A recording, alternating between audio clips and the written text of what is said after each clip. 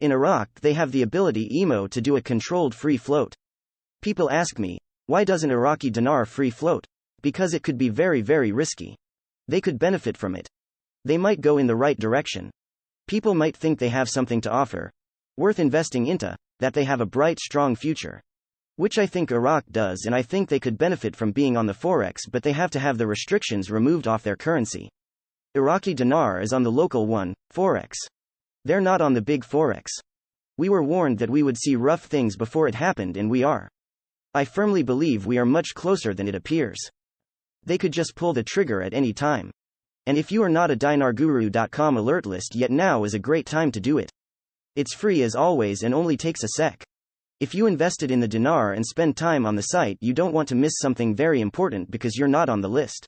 Iraq and Sudani are doing a good job because I looked at Maliki, Abadi, Kudami. I don't see them as the equivalent as Sudani. These three prime ministers were all bad. LOP, if they're going to LOP, they don't need to shut the dollar off in their country. They don't need to reduce their money supply. They don't need to get rid of the 50 dinar note. They don't need to pass banking laws. They would have said that's what they wanted to do. They said they wanted to add value to their currency, and that's it. They're going to be building roads, railways, building residential cities, industrial cities. How are they going to do that without being Article 8 complaint?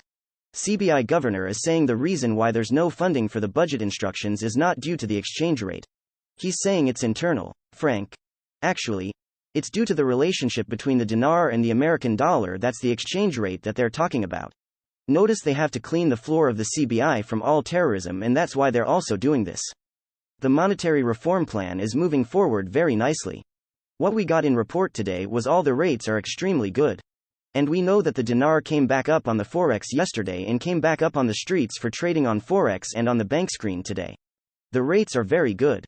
Iraq has a secret asset many people are not aware of. The ancient city of Babylon is only 54 miles from the capital city of Baghdad. The gold deposits have not changed. The only difference, Iraq was busy drilling for oil. It is reported gold production value could someday rival or equal oil production value. This massive amount of gold is still in place in Iraq today.